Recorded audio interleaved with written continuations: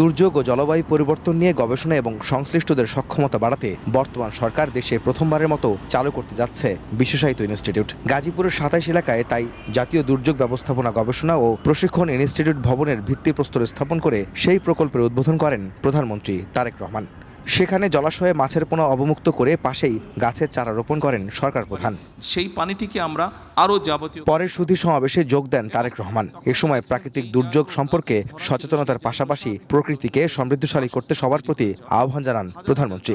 ভূগর্ভস্থ পানির উপরে চাপ কমিয়ে নদী খালের ওপর গুরুত্ব বাড়ানোর পরামর্শ দেন তিনি। গত ২০ বছরে যে পরিমাণ পানি নিচে থেকে টেনে উপরে তুলেছে, আমাদের ব্যবহার করেছি, এই পরিমাণ পানি যদি আজকে থেকে কারখানার মাধ্যমে সারা দেশেও যদি আমরা ছড়িয়ে দিই পানিগুলো, মিনিমাম ২০ বছর আরও লাগবে সেই যে শূন্যস্থান পূরণ করতে। আমাদেরকে কোনোভাবেই ভূগর্ভস্থ পানি ব্যবহার করা বোধহয় আমাদের জন্য বিপদজনক হয়ে যাচ্ছে। রেইনবো অ্যাক্রোপ্লাস্টে অ্যাক্রিলিক এমালশন থাকায় মুছে ফেলা যায় যে কোনো দাগ সহজেই। রেইনবো পেইন্টস, কালার অফ জয়।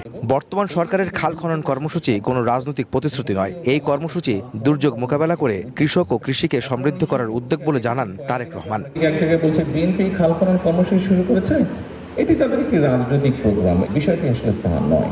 এই খাল খনন কর্মসূচির সাথে মানুষের জীবন ওতপ্রোতভাবে জড়িত। এই খাল খনন কর্মসূচির সাথে কৃষি জড়িত।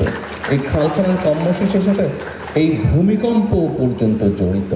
বর্তমান সরকার সস্তা জনপ্রিয়তা চায় না, দেশের মানুষের ভাগ্য উন্নয়নে পদ্মা ব্যারাজের পাশাপাশি তিস্তা প্রকল্প বাস্তবায়ন করবে বলেও জানান প্রধানমন্ত্রী। সস্তা জনপ্রিয়তার জন্য অনেক কথা অনেকে বলতে পারে, তবে আপনাদের সকলের সামনে আজকে আমি পরিষ্কার একটি কথা বলে যাই, ইনশাল্লাহ এই বিএনপি সরকার পদ্মা ব্যারাজের কাজেও হাত দেবে, ইনশাল্লাহ তিস্তা ব্যারাজের কাজে হাত দেবে। ব্যারাজটি আমরা এই জন্য করতে চাচ্ছি যে বর্ষাই বলুন, শুকনো মৌসুমি বলুন, যখনই হোক আমাদের দেশের মানুষ, কৃষকই হোক বা যে কোনো মানুষ হোক, তারা যাতে পানি পায়। তারা হয়তো বড় বড় কথা বলেছে, গরম গরম কথা বলেছে, কিন্তু কাজ যদি কেউ করে থাকে, ডেলিভারি যদি কেউ করে থাকে, পরিস্থিতি যদি কেউ তৈরি করে থাকে, সেটা বিএনপি করেছে। ইনশাল্লাহ বিএনপি সেটা করবে।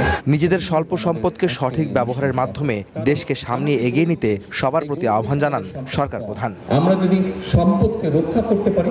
আহমেদ সালেহীন, সময় সংবাদ, গাজীপুর। মানুষের জন্য কাজে ব্যবহার করতে পারি।